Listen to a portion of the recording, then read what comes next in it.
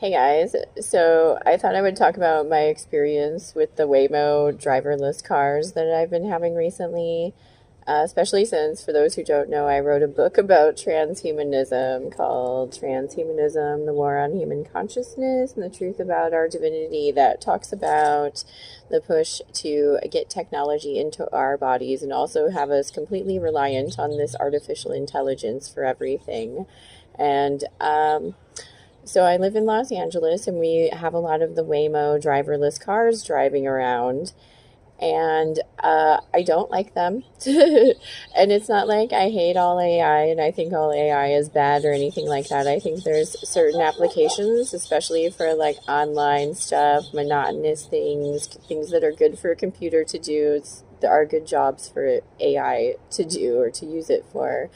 But the problem is that they're trying to obviously replace a lot of human roles in society with this AI and even want us like having relationships with it, asking it for advice.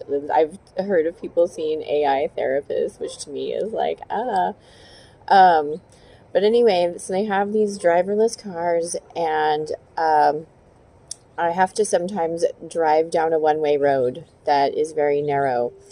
And this has happened to me twice now where I've had one of these stupid Waymo cars just sitting there.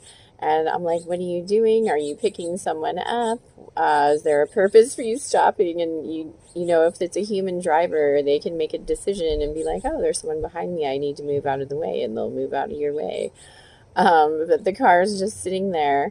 So if this happens to you, this is what I did that worked. I inched up and pulled up very close to the car.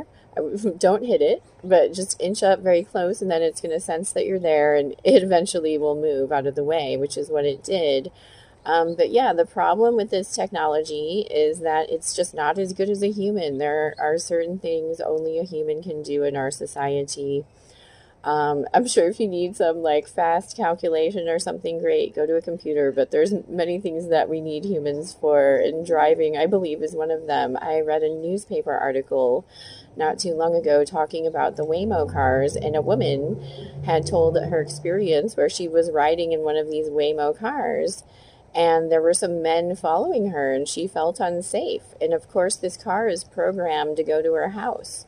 Whereas, so, you know, it's leading these possible sketchy guys right to her house.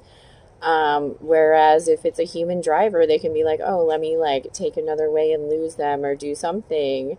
And so that's the problem with trying to replace humans with this technology. It just doesn't work out. You need a human with a soul.